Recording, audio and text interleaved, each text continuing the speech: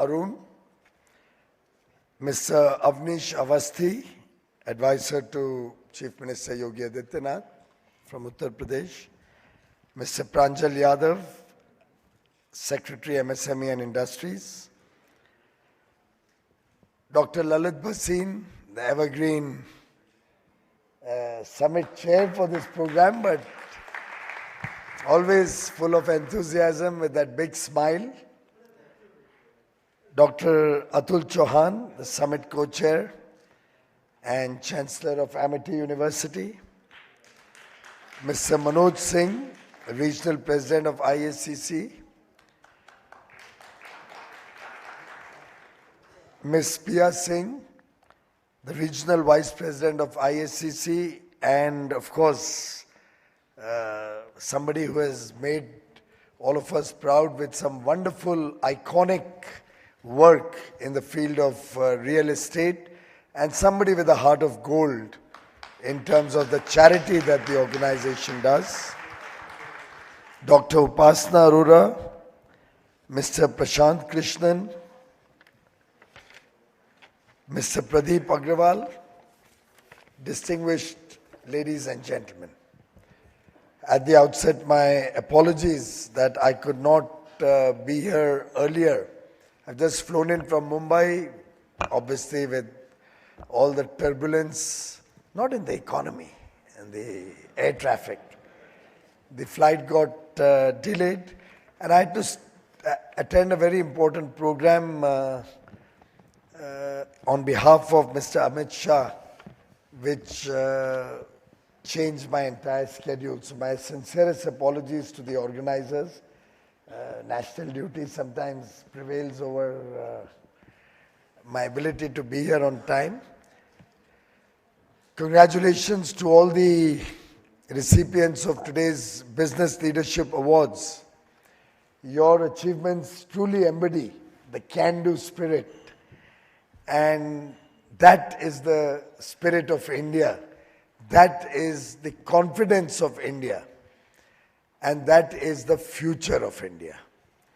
Of course, every award does encourage the recipients to do even more and better in the years to come, but is also a great source of inspiration for the rest of the people, rest of the participants, for aspiring to be the award winner next year.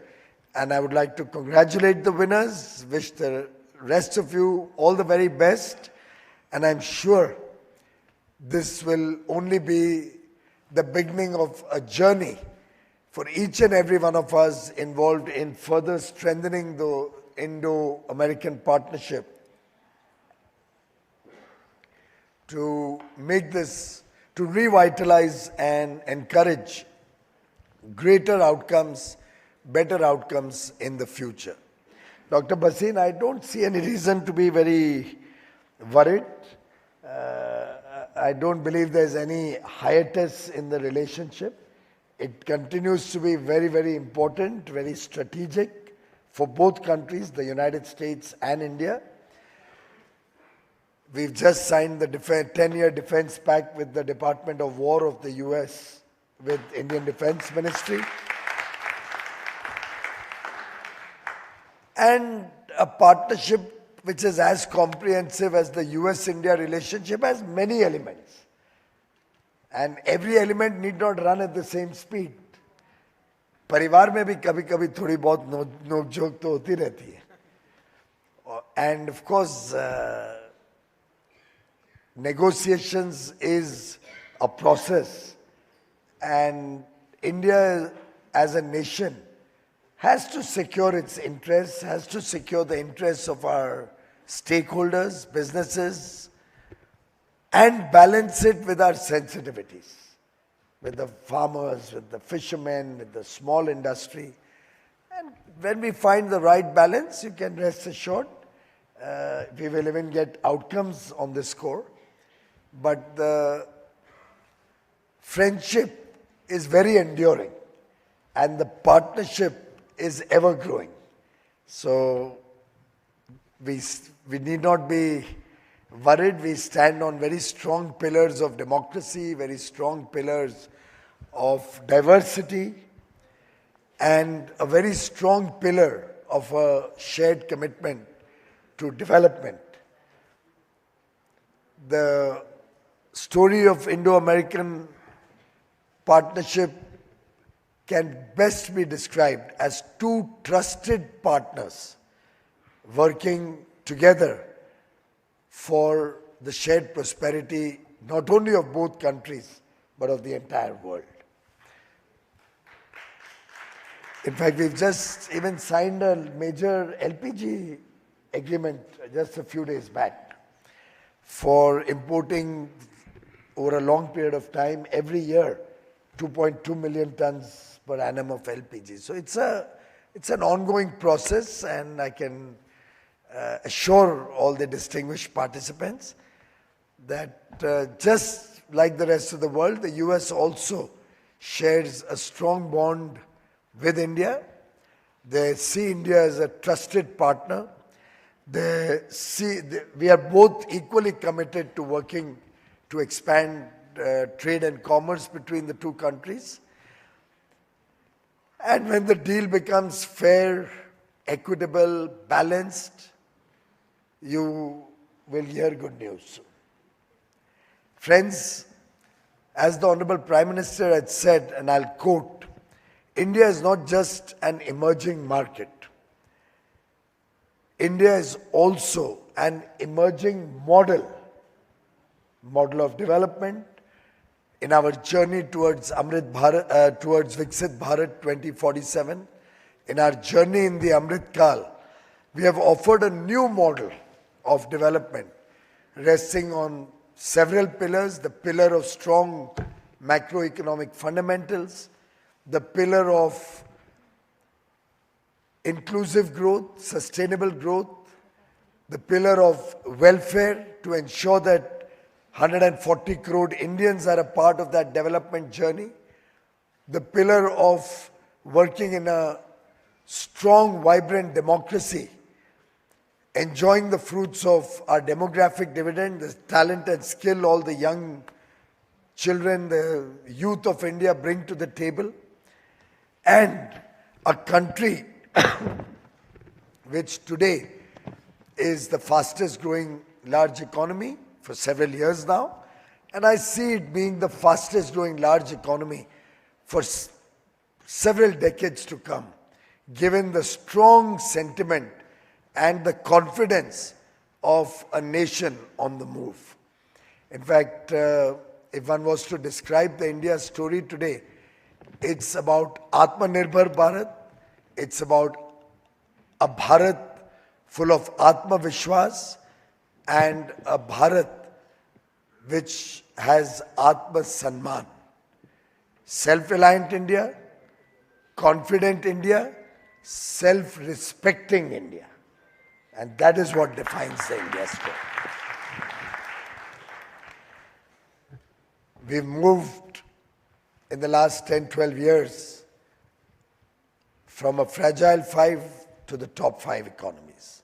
By 2027, we should be the third largest economy in the world. Strong macroeconomic fundamentals, low inflation, high growth, strong banking systems, controlled fiscal deficits, focus on infrastructure development, very positive consumer sentiment, spending, particularly post the GST reform of September 22nd, which got implemented from the first day of Navratri on September 22nd. A big talent pool of 2.4 million STEM graduates coming out of our colleges and universities every year. Growing partnerships with many developed countries, FTAs being entered into, already done or under negotiation with a large pool of developed nations with whom we want to complement our own growth story, and an aspirational India where every child born in the country today, with his basic needs taken care of. Gone are the days when India was struggling to ensure food, clothing, shelter, healthcare, education, good infrastructure of roads, electricity, water, digital connectivity. There was a time people were struggling with these basic needs. I don't know if any of you remembers, earlier if you wanted a gas connection, you had to find a contact with a member of parliament, and every MP would get 25 coupons every 3 months, and it was like a gold mine. I remember at one point of time using one of these coupons to get a doctor's appointment, because the doctor's scheduler, his secretary, wanted a gas connection. And just the gas connection coupon got an appointment which would otherwise take probably a few months to a cancer specialist in Mumbai. Piyush ji, we didn't take air purifiers at that time, so please have pros and cons well balanced, please. What is that? We didn't have to purchase air purifiers in every room at that point of time, so please balance the pros and cons. Well, I think that's a very good point he has raised about air purifiers. And I do believe that if you are so concerned about it, I'm grateful that you elected a government in New Delhi finally, which is performing, cleaning up the Yamuna and taking action on the ground rather than lethargy of 10 years. So people of Delhi also have realized that they lost 12 years due to the inaction of a government which only indulged in corruption. And possibly by your comments, you seem to be forgetting the point of what this new government has inherited and which has just come into power a few months ago. And I'm sure all the audience here recognizes that ये कोई जादू की छड़ी नहीं है कि एक सरकार आती है और 6 महीने में हवा साफ हो जाती है. I wonder what magic wand you are looking for or you are providing to the people over here. Anyway, friends, if you look at the India story, look at the returns investors get. We just saw Hyundai, which listed last month. They had barely invested $200 million. And look at the returns that $200 million investment got Hyundai. They've taken back nearly $12 billion, $200 million investment. In the last 10 years, they've taken back $12 billion in dividends and royalty payments, and they still sit on an equity value of $13 billion. Suzuki, the market cap of Suzuki in India is more than their market cap worldwide, as is the case with LG Electronics. Shows the potential of investment in India, shows the potential of the market in India, shows the scale at which India is growing. After all, in the last 10 years, we've almost doubled our economy, more than doubled our economy. And every 8 years, at the growth rates at which we are, the Indian economy is doubling, which is what encourages us to aspire big, to aspire to become a $30-35 trillion economy by 2047, when we celebrate 100 years of independence. In fact, I'm glad that Asim is here, Avasti is here, because Uttar Pradesh itself has seen a dramatic transformation from a state where business and trade hesitated to even venture, given the terrible law and order situation, given the massive amount of corruption that prevailed before 2017. And in the short span of 8 years, that state has transformed into the most preferred investment destination. I think 40 lakh crores of MOUs that were executed and micromanaged.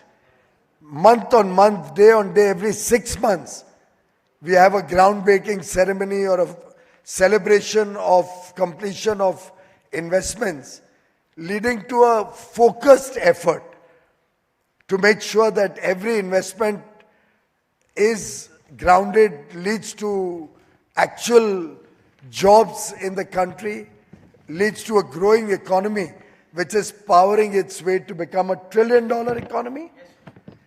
That's the kind of can-do spirit that India today embodies. And in that spirit, I think the growth story of India can best be described as a story of resilience, as a story of reliability, as a story of safety. Another case in point, since I'm talking about the excellent law and order in Uttar Pradesh and how it has dramatically changed the economic story of UP. And Pranjal Yadav is here, he may recall. He's just gone, okay. Pranjal will recall the stories and the experiences we had in Varanasi, where he was stationed in 2014 when I used to go there in the early days. What a transformational journey of Uttar Pradesh. In the same way, I'm sure each one of us, except probably the young Chauhan girl who's still very young to know what we have experienced. In 2014, when Mr. Modi became Prime Minister, over 150 districts had Naxalite activities, predominantly hurting development, hurting infrastructure growth. The government didn't have the ability to provide education to the tribal children, healthcare, good housing, good utilities, electricity, water, cooking gas connection, digital connectivity. Nearly impossible to even enter those regions. Prime Minister Modi and Mr. Amit Shah took it as a mission to eradicate Naxalism from the country. And friends, from 150 districts which we inherited in 2014, it's down to only 12 districts today. Children in the tribal areas are getting good education, good opportunities to work, increasing incomes, good housing. After all, 4 crore poor families got free housing in the last 10 years. And this 5-year period in the third term that the people of India have given, another 2 crore people will get good quality free housing for the poor. And well, if the state government cooperates, if there is a double engine government, it certainly helps to take development to the people faster. I come from Maharashtra. Gadchiroli was a tribal area full of Naxalism. Having eliminated Naxalism or close to eliminated Naxalism in Gadchiroli, we are now seeing huge investments go there. Power plants coming up, steel plants coming up, mining happening in a big way, and the lives of the local people is getting transformed. Development potential in India, if one was to gauge, is dependent on a safe and secure India, is dependent on a corruption-free India, is dependent on decisive leadership, is dependent on the government's changing way of working, where we are eliminating cumbersome compliances, reducing process, procedure, paperwork, decriminalizing laws so that there's ease of doing business and no tension for minor misdemeanors. Collectively getting government out of your lives so that India can become a developed nation on the back of our democracy, the rule of law, on the back of our demographic dividend, a young, aspirational, average age only 28.4 years. And this youthful population looking for a better quality of life for their families, for their children, is driving growth in the country.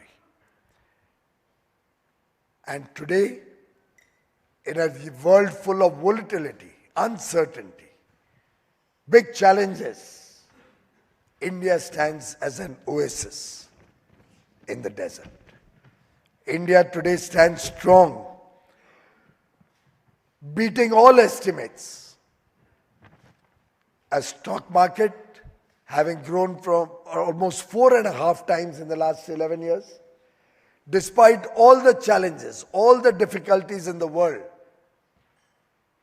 maintaining its preeminent position, one of the top 10 stock markets in the world, investors getting good return for forays into industry, into manufacturing, into the service sector, nearly 2,000 global capability centers, many of them American companies operating in India, leveraging on our pool of talent and skills, a government in overdrive to empower our youth to become startups, become job creators rather than job seekers, promoting research, development, innovation. We've just launched the Startup Fund of Funds 2 with 10,000 crores focused on deep tech, and a 1 lakh crore rupee fund for research, development and innovation.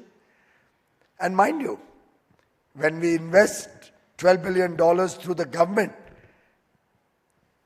and supplement it with private sector investments, with the academia and the skills and talent of our youth, it's equivalent to probably $100 billion that would be spent in Switzerland or UK or United States of America to create equivalent amount of research or innovation. That's the capability. India provides a great opportunity for businesses around the world. And I truly appreciate the role of the Indo-American Chamber of Commerce over the last 22 years. I'm sure it will continue to provide leadership to this relationship. I hope to see the continued commitment from US businesses, US investors. We on our part are looking for ideas, new ideas, innovative ideas from all of you, so that we can make life of businesses better, promote ease of doing business, how we can work as partners with your companies to promote innovation and technologies, newer technologies and adoption of technologies, working on AI, working on applied artificial intelligence, working on design, working on different tech sectors, quantum computing, looking at machine learning, because India today wants to work with the best in class. We don't want to be benchmarking ourselves to countries at our level of development. We want to benchmark ourselves to the world's best. We want to benchmark ourselves to advanced and developed economies, because that's where we aspire to be. And towards that goal, it will be a collective effort of 1.4 billion Indians. ये जन भागीदारी से संभव हो पाएगा. Government alone will not be able to resolve this journey of growth, to sustain this journey of growth. But when the people of India stand up in one voice and work collectively towards a better future for our children, when we work as a team, together we can cross any mountain, any hurdle, any challenge that comes before us. We have seen India performing during COVID admirably. We've seen India as a team overcome the worst of situations, including US sanctions in 1999. But India powers on. India beats all estimates of growth, while different analysts have come up with numbers of 6%, 6.4%. I'm very confident, even in the current year, just as our exports up to today are growing, are higher than last year, both in goods and services. And we'll close this year, March 26, with higher exports than last year. I'm very confident even our growth will continue on the same trajectory, will continue to be the fastest growing large economy in the world this year and many years beyond. Let's collectively work together, collaborate, cooperate, and resolve to make India a developed nation, a prosperous nation by 2047. Thank you very much. Thank you so much, Shri Piyush Goyal ji, for such a powerful and insightful address. Can I now request Ms. Piya Singh, Regional Vice President, IACC NIC and Chairperson, DLF Foundation, to kindly address.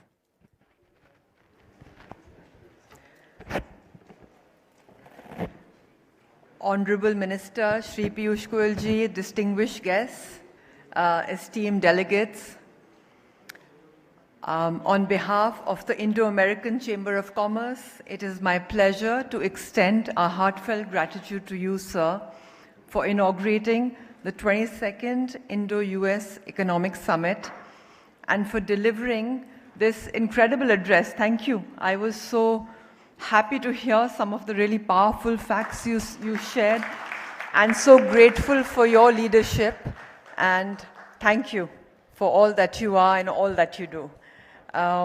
So it was deeply inspiring and direction setting, and I feel proud to be an Indian and proud to be part of this Chamber of Commerce. Your vision for India's economic future, rooted in competitiveness, sustainability, technology leadership, and trusted global partnerships like you shared, resonates strongly with the focus of this summit.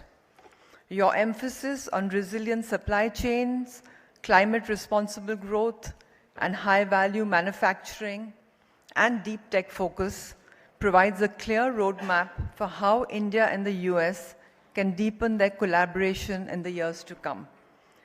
This year's theme, Shaping a Shared Future, India-US Collaboration for Global Resilience, reflects precisely the priorities that you have championed.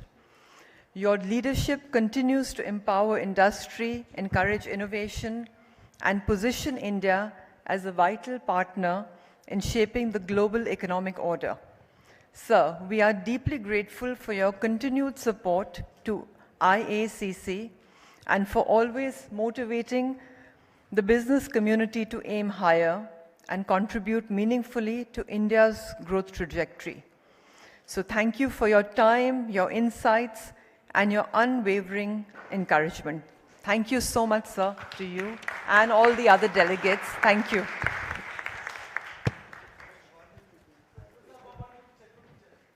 So we request you to stay back with us. And now I'd request Dr. Basin, Dr. Atul Chauhan, and Mr.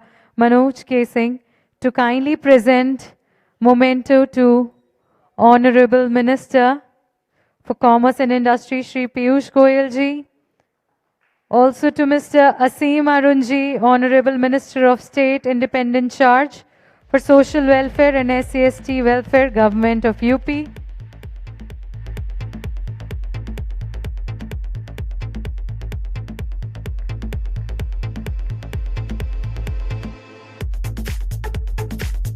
And Mr. Pradeep Agarwal, Regional President.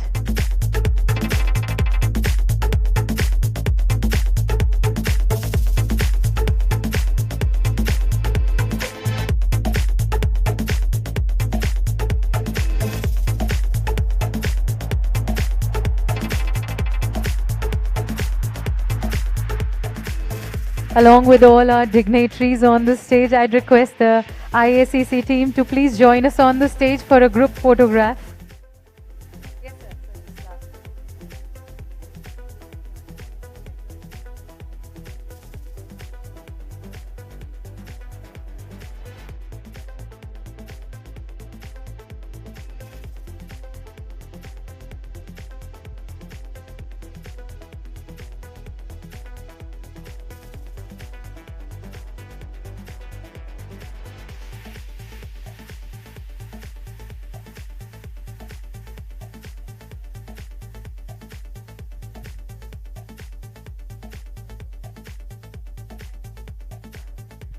Thank you so much. Thank you so much, Shri Piyush Goyal ji, for making time for this summit. Thank you so much.